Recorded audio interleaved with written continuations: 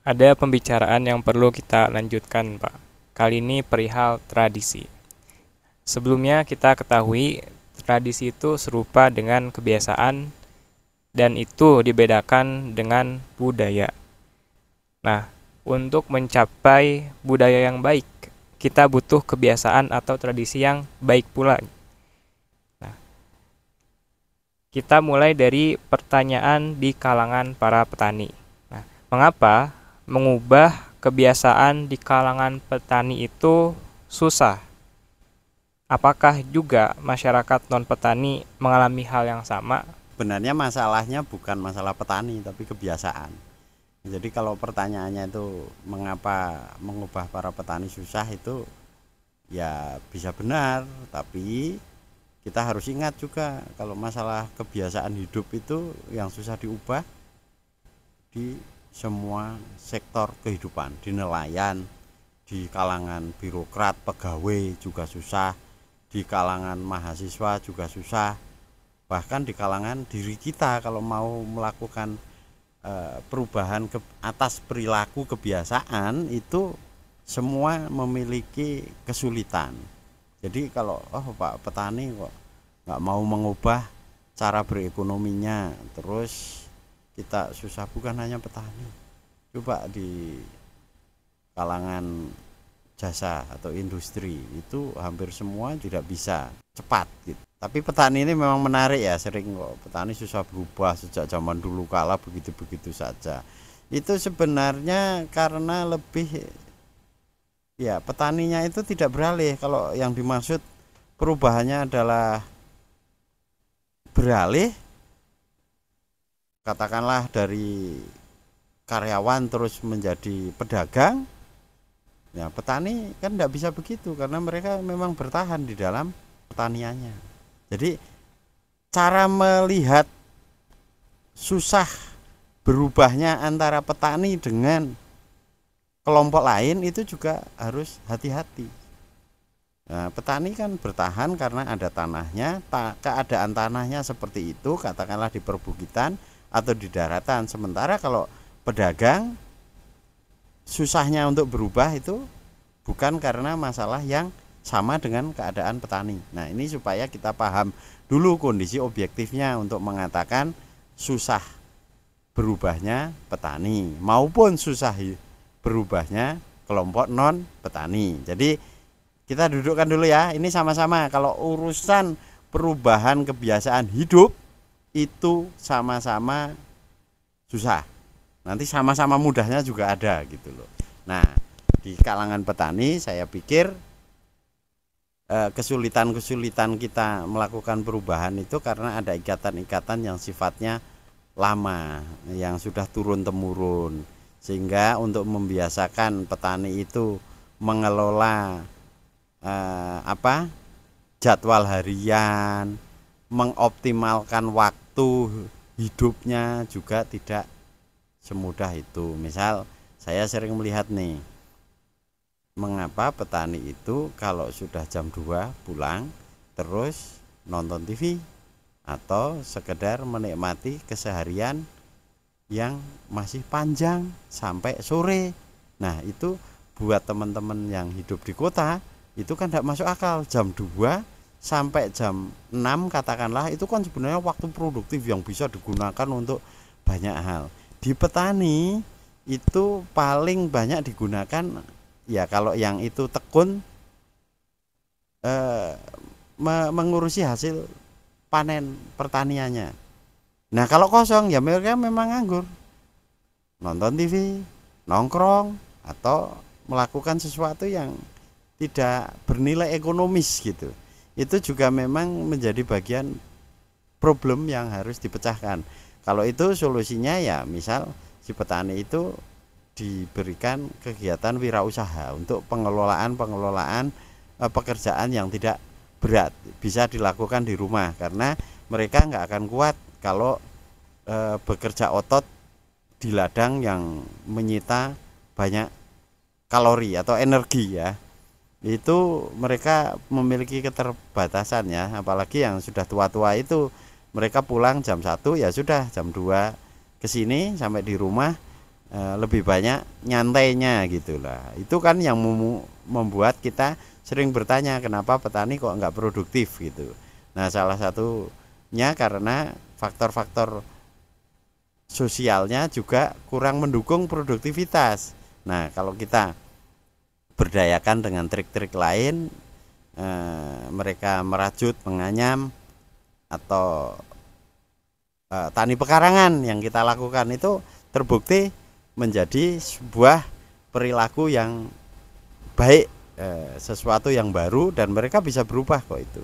Tapi mengapa sebelum ada pemberdayaan yang dari Odesa tentang tani pekarangan kok mereka tidak melakukan? Kalaupun melakukan ya acak-acakan, tidak serius ya. Setelah kita ajak bersama-sama, mereka ternyata bisa melakukan kegiatan produktif di waktu sorenya sampai bahkan malam, itu menggunakan acara kegiatan yang sifatnya sosial ya, dengan kumpul-kumpul, rapat-rapat, menonton video pertanian, mereka bertambah wawasannya. Nah, seperti itu sebenarnya. Kalau perilaku hidup ya sama-sama susah, tinggal bagaimana cara kita nanti membangun kultur baru atau tradisi baru, dan itu caranya ya dengan pendidikan. Nah, pendidikannya bagaimana itu harus dilakukan dengan cara yang kreatif sesuai keadaan-keadaan lingkungan masyarakat sekitarnya. Tidak bisa misal kita mendidik petani itu dengan cara formal kuliahan di bangku sekolah, itu tidak mungkin. Dengan cara kaum akademik, seminar, nggak mungkin. Juga tidak perlu juga dengan cara yang pelatihan-pelatihan ala kaum LSM, itu ndak. Ada cara tersendiri bagaimana membangun kebiasaan baik di rumah para petani. Itu kita punya pengalaman yang cukup menarik untuk nanti kita bicarakan lebih jauh. Apa saja yang harus diubah dari kehidupan para petani dan bagaimana caranya, Pak?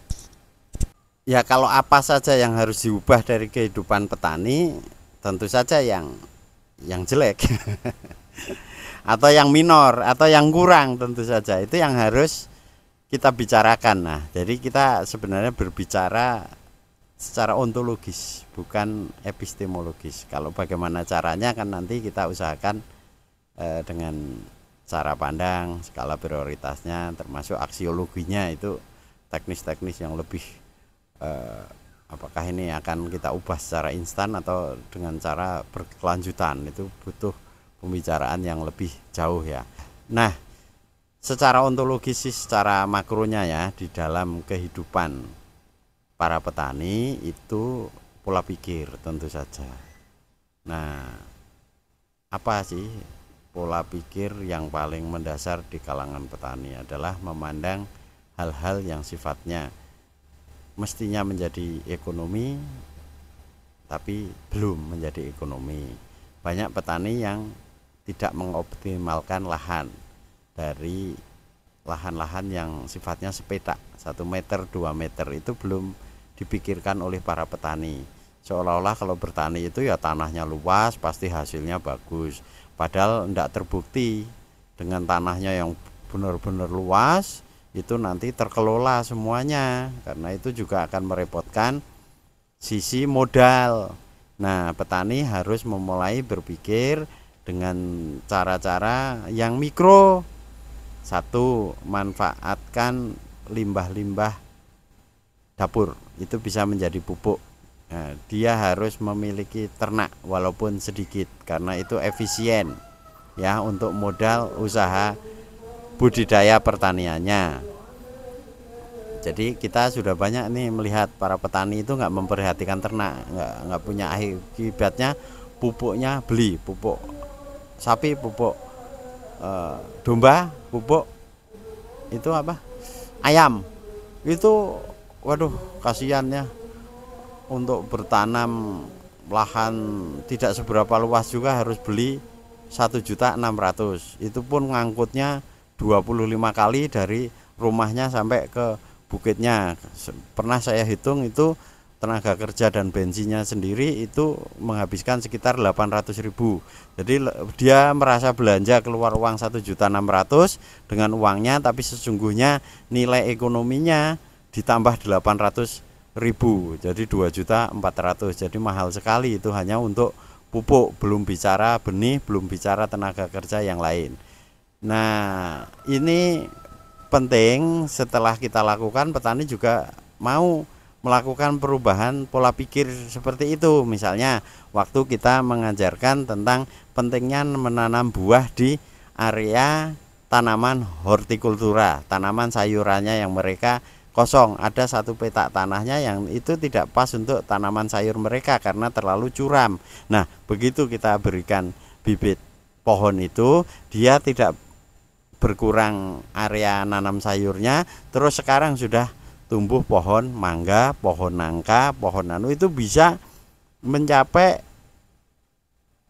50 bahkan sampai 100 pohon yang kalau ditancapkan itu meningkatkan hasil ekonomi lumayan besar dalam 1 tahun ya hitungannya, karena panennya 1 tahun sekali.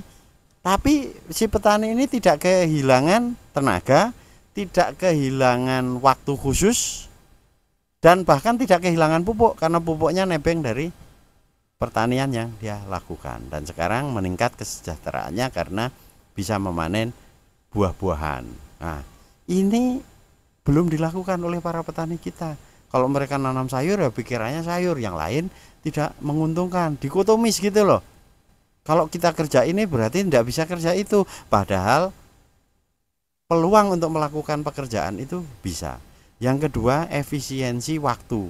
Petani itu sering membuang-buang waktu dengan tidak membuat jenis-jenis pekerjaan yang bermacam-macam. Misal nih, pekerja pagi ngurusi ini, mestinya sore dia punya pekerjaan yang dia ciptakan sendiri. Ada sebagai produsen di ladang, mestinya juga sebagai produsen di rumahnya, karena kita melihat realistis juga, tidak mungkin petani itu, apalagi yang tua-tua tadi, kalau bekerja terus-terusan di ladang dengan memeras keringat, mengeluarkan kalori dan energi yang tinggi. Nah, mestinya sebagian harus bekerja kombinasi antara otak dan otot, yaitu di rumah dengan kerajinan, dengan mengelola hasil panen, dengan mengumpulkan hasil dedaunan yang di packing terus dijual. Nah, ini membutuhkan kebiasaan-kebiasaan yang baru. Nah, kebiasaan yang lain yang harus diubah oleh para petani supaya hidupnya sejahtera, tidak ada kaitannya dengan nilai pendapatan ekonomi, adalah soal sanitasi. Dia itu selama ini banyak yang tidak efektif karena tidak memiliki aliran air ke rumah tangganya. Kadang-kadang kalau musim kemarau bukan kadang-kadang, sepanjang 6 bulan itu kesusahan, sehingga dia tidak berpikir bahwa mencari air selama 2 hingga 3 jam yang enggak dia hitung itu bukan sebagai suatu kecelakaan. Dia ngambil air dari sumber air yang jauh, itu kan berkali-kali hanya dapat sekitar 4-5 ember, itu kan mestinya tidak dia lakukan. Nah, caranya adalah misal ngajak gotong royong untuk memiliki sumber air baru yang bisa digunakan oleh bersama-sama. Sebab kalau dia melakukan sendiri biayanya jauh, beli selang juga bisa 18 juta, 22 juta kan. Yang Hamid Kang Toha lakukan itu membuktikan bahwa dengan hadirnya air ke rumah tangga petani, waktu luang yang dia buang 2-3 jam itu menjadi tidak dia lakukan lagi, dan air tetap dia dapat lebih bersih, lebih efisien.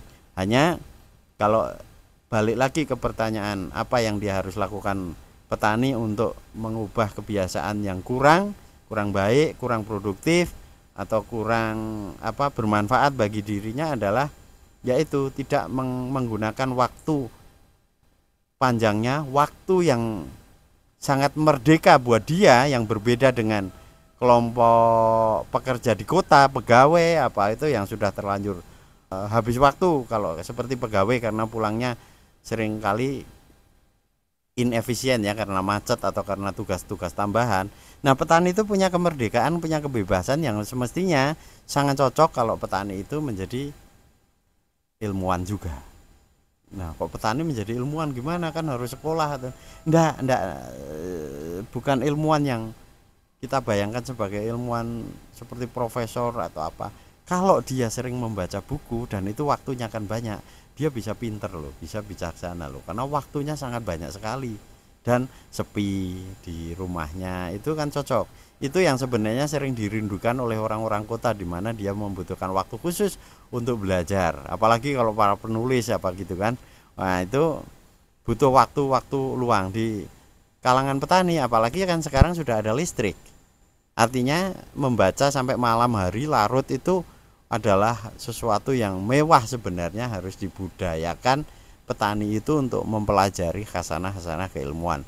Nah, ini pertanyaannya bagaimana bukunya, apa petani begini. Nah, kalau itu sudah terjawab di Udesa. Nah, ini eksperimen yang perlu kita lakukan, bagaimana ruang laboratorium atau ruang ilmu pengetahuan yang secara informal dan non formal itu harus dihadirkan di petani, dan di situ kita sudah memperlihatkan benar-benar orang seperti Pak Tardi, seperti Mang Toha, Jajang, itu petani-petani yang selama ini tidak bersentuhan dengan buku, tapi dengan adanya bacaan-bacaan ada di mereka, mereka toh membaca.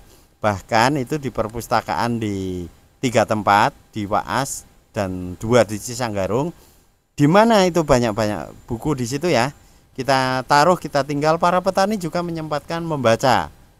Nah, suka atau tidak suka membaca, mereka kemudian menjadi sering butuh buku bacaan, terutama anak-anak juga menjadi berkembang. Jadi kalau kita ingin mengembangkan kehidupan atau mutu hidup petani lebih baik, bukan hanya masalah pertanian saja, nanti juga literaturnya kita pasok gitu. Nah, kalau kita balik lagi ke pertanyaan, apa sih yang sebenarnya perlu diubah dari petani? Ya banyak hal, tapi setidaknya kalau kita mengubah pola pikir ya, perilaku berpikir dengan belajar, artinya kita harus belajar terus ya, biasakan diri untuk belajar, bergaul ya. Belajar itu ada 2 lah secara umum, dengan buku dan juga dengan orang-orang yang menyukai buku, untuk saling bertemu, berdiskusi dan praktik di lapangan.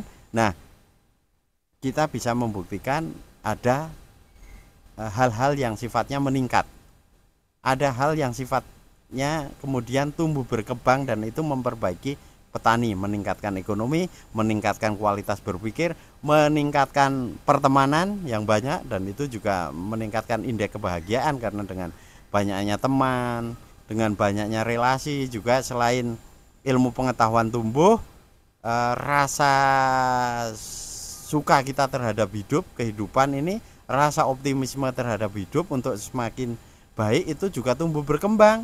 Dan jangan lupa juga dengan pertemanan banyak rezekinya, ada pakaian yang datang, petani ngirim oleh-oleh hasil panennya ke teman kota yang ngirim rezeki dalam bentuk lain, tidak harus berupa uang. Buku-buku bacaan juga terkirim ke petani. Nah, Yayasan Odesa melakukan hal itu sehingga kebiasaan-kebiasaan baik yang di kota sendiri tidak dilakukan, yaitu artinya kita memperbaiki kebiasaan orang kota yang kebiasaan menimbun pakaian nggak bermanfaat, yang kebiasaan menimbun buku tidak bermanfaat. Akhirnya karena kita bisa bertemu dengan warga petani yang disebut monoton, stagnan, susah berubah, itu kemudian bisa menemukan jalan keluar untuk mencapai perbaikan dengan kebiasaan yang terus-menerus dilakukan.